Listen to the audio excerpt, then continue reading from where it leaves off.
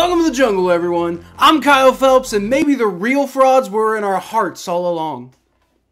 We have a lot of unexpected upsets in the NFL this week, telling us a lot about teams that we thought we knew all about. So, we're going to break that down today. But before we dive into that, I'd just like to ask that you like the video and subscribe to the channel if you're enjoying the content. It really helps my channel grow, and it helps you know when all of my content comes out. Per tradition, let's take a quick look at the bottom three categories before we move on and break down the teams that actually matter. Highlights from this group include the Green Bay Packers, who are in the bottom category for the first time since I started doing these power rankings. Then there's the Tennessee Titans, whom I hear are going to be starting Mayonnaise Levis here pretty soon. So, yeah, maybe that'll help. Maybe. Probably not. And then how about the Minnesota Vikings knocking off the San Francisco 49ers? Yeah, the 49ers were injured to hell and back, but let them have this one, man. They need the confidence boost. So playoff hopefuls. I'm putting the Steelers and Browns tentatively at the end of this category right now, and I know I did the same thing with the Steelers last week, but I just haven't fully bought into these teams just yet. I recognize the potential, but I just need to see a little bit more, particularly out of the quarterback situation. I'm not really feeling it for either team. At 13 and 14, the New York Jets and Houston Texans were on byes this week, so they're going to stay locked in their positions at their spots this week. At number 12, it's the Atlanta Falcons, who are just a little bit lower on my power rankings than most people have them right now. And I get it, they're 4 and 3, but those wins are over the Panthers, the Packers, the Buccaneers, and, admittedly, the upstart Texans. I believe they're a good team, but I just want to see a little bit more from them before we really start talking about top 10, Finally, even though they were on a bye week, I gave my Cincinnati Bengals a little bit of a boost up to spot number 11 from spot 12 last week. Why? Well, obviously because I'm a gigantic homer and don't ever take anything seriously. But the real reason is because Joe Burrow says he's 100% and Orlando Brown Jr. is healthy again. If true, they won't stay down at 11 for long, and you know that as well as I do. In the contenders category, we'll kick things off with the number 10 Dallas Cowboys. And they were also another team who was on bye this week. So, they're 4 and 2. We'll keep them in the top 10 until they give me a reason not to put them there. Next up is the Buffalo Bills. Honestly, if I could have, I would have dropped them a lot further for losing to Mac Jones. Unfortunately, my philosophy of just generally not moving teams that are on a bye week unless there's a damn good reason to do so just made it impossible for me to drop them much more than this. But I've got my eye on you, Buffalo. I'm not liking what I'm seeing. Number 8 is the San Francisco 49ers. I don't like what I'm seeing out of them either, losing to the offenseless Cleveland Browns and the hapless Minnesota Vikings. And maybe it's because of injuries, I don't know. But right now, the 49ers do not look like the juggernaut we all thought they were.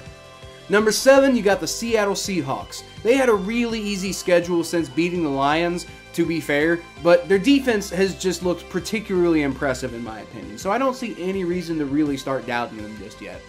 Number 6, you got the Jacksonville Jaguars. The Jags have been inconsistent, for sure. To be completely clear, they've been really inconsistent. But, in general, they've been taking care of business since the early slump that they had. They've been on a 3-game winning streak in recent weeks, and that could last for a while considering the schedule they've got coming up. Finally, your Super Bowl contenders start with the Detroit Lions at number 5. I know. They got absolutely obliterated by the Baltimore Ravens this week. They didn't look like Super Bowl contenders at all. But sometimes that happens. Don't forget, this is the same team that beat the Chiefs at the beginning of the year. I do have my concerns, but until it becomes a consistent pattern, which it isn't right now, I'm not going to torpedo them. The same goes for the Miami Dolphins. And perhaps I should have torpedoed them farther than I did. Putting up 70 on the Broncos means nothing when you get worked by all the halfway decent teams on your schedule. Still, you have to give them points for how their offense has looked over the course of the whole season. Number 3, I've got the Baltimore Ravens, and I feel I'm probably going to get exposed for actually buying into them when they never, ever follow through after looking good for a stretch. But, let me just clarify this, if that Ravens team shows up every week, then nobody is going to beat them. That Ravens team is scary, and that Ravens team is the one I'm putting at number 3. Alright, so at this point in the power rankings, it kind of feels like history's starting to repeat itself, because at number 2, you've got the Philadelphia Eagles after an absolutely dominant victory over the Miami Dolphins. Dolphins fans will possibly justifiably complain about the lopsided officiating in that game, and I mean, that's fair. 10 penalties for the Dolphins, none for the Eagles.